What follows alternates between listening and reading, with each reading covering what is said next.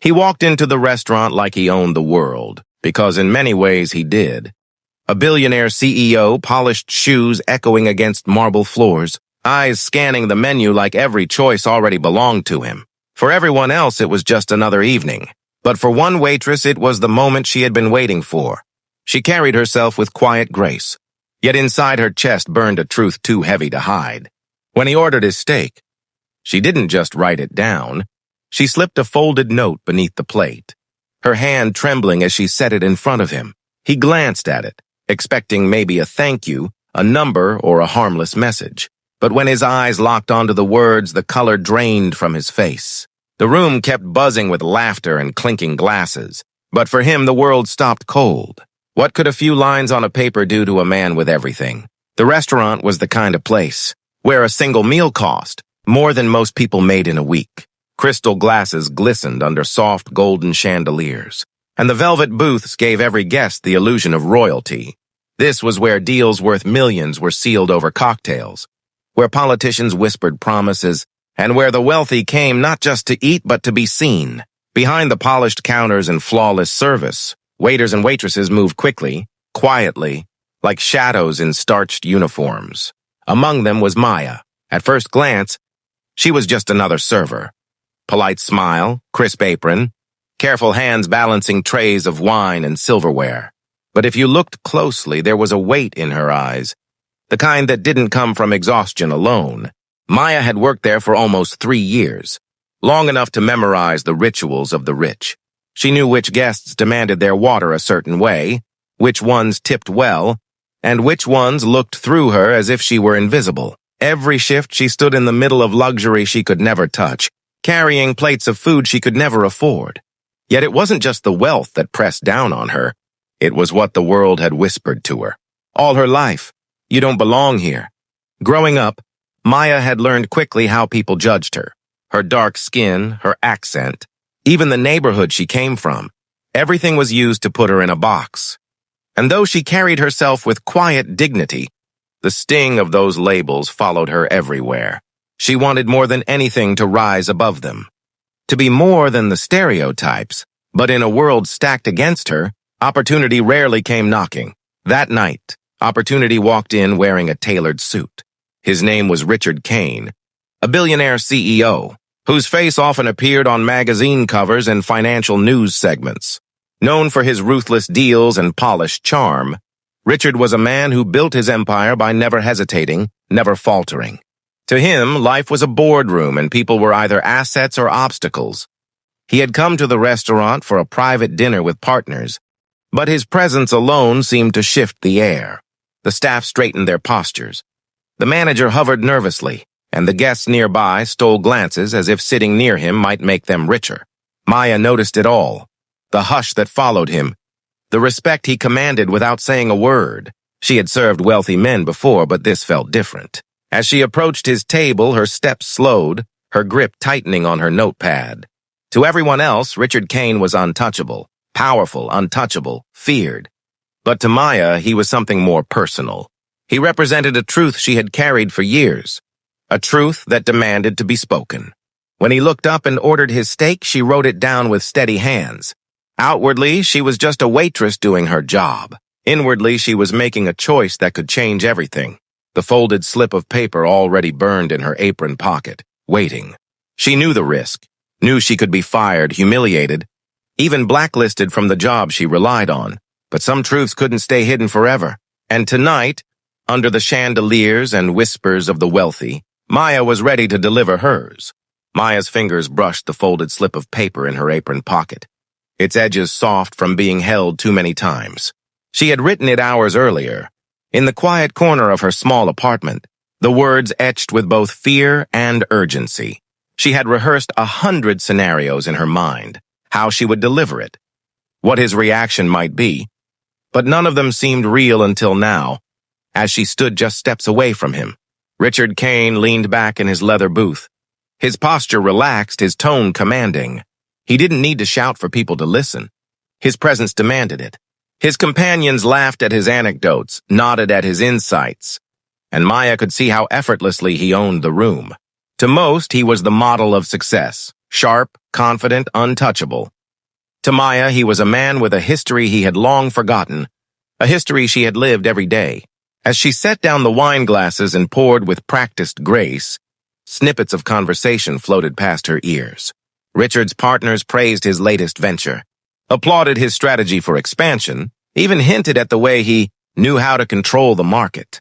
Every word felt like a reminder of how small she was in comparison, an invisible servant, in the shadows of his empire.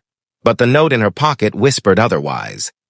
She thought of her mother, who had worked herself to exhaustion in a textile factory, only to be dismissed without severance when the company was bought out.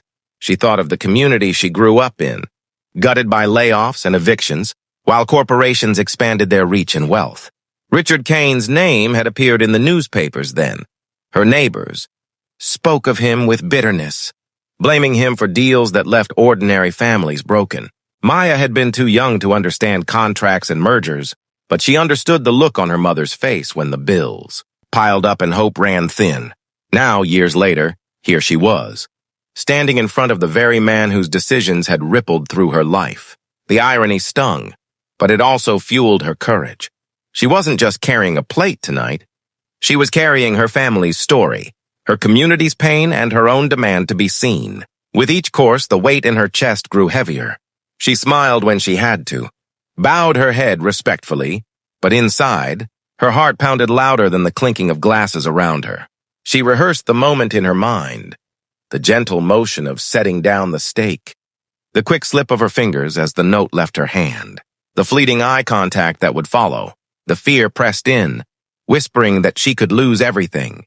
She needed this job. Rent was due. Bills waited at home. If the manager saw, if the CEO made a scene, she could walk out tonight with no paycheck and no future. But something deeper than fear pushed her forward. The need for truth. The need for acknowledgement. The need for justice in a world where silence had already stolen too much. Finally, the order was ready. Maya balanced the plate on her tray, its weight nothing compared to the paper tucked beneath it. She moved slowly, deliberately, every step echoing in her mind like a drumbeat of fate. The laughter at the table seemed distant now, blurred like the glow of the chandeliers above. She reached him and time seemed to pause. With steady hands, she lowered the plate before Richard Kane. As she did, her fingers slipped the folded note just beneath the edge of the porcelain. Her breath caught in her throat. He didn't notice at first. He continued speaking, slicing through conversation as easily as he sliced through markets. But then his eyes flickered downward. The small, ordinary piece of paper caught his attention. He reached for it casually, almost absently, but the moment he unfolded it, something shifted. The words stared back at him, pulling the color from his face. For a man who prided himself on control, the sudden tremor in his expression was unmistakable. And in that instant, Maya knew. Her voice had finally been heard. Richard Kane's hand froze midair, the folded paper trembling between his fingers. For a man who had built an empire on steel nerves and razor-sharp decisions, the change in his face was startling. His confident smirk slipped away, replaced by a tension he couldn't mask. The chatter around him blurred, his partner's laughter dissolving into background noise as his eyes scanned the words again and again. Your empire was built on the backs of people like my mother. She worked for the factory you bought and gutted. She gave everything and you left her with nothing. Families lost homes.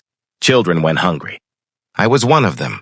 The message was short, handwritten in neat but trembling strokes, yet every letter carried a weight far heavier than its ink. Richard's chest tightened as memories. He had long buried clawed their way to the surface. He remembered that deal, the acquisition, hailed as a masterstroke in the business world.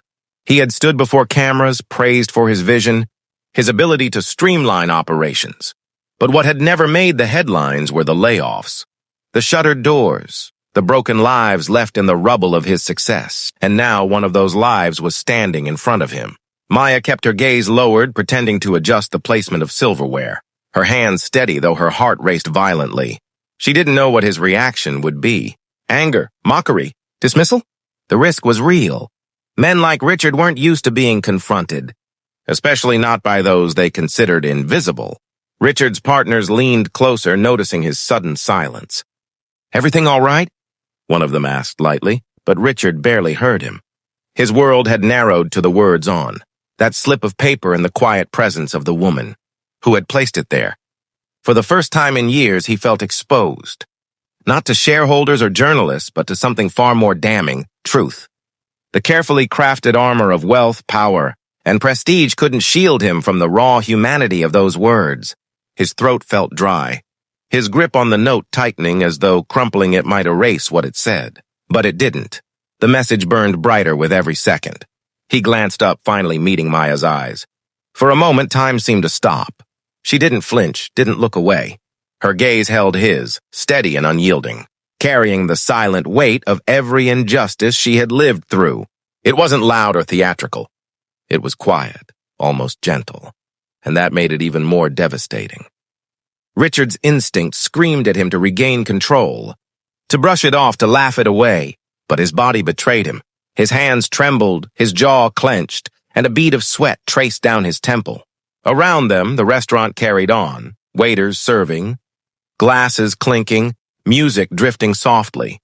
But inside that booth, a silent war was raging. He had faced hostile takeovers, billion-dollar lawsuits, scandals that could have toppled lesser men. None of it shook him like this small piece of paper. Because this wasn't about money or reputation. This was about who he was, about the cost of the empire he had built. And for the first time, he saw himself not through the lens of admiration and fear, but through the eyes of the people he had crushed along the way. Maya said nothing.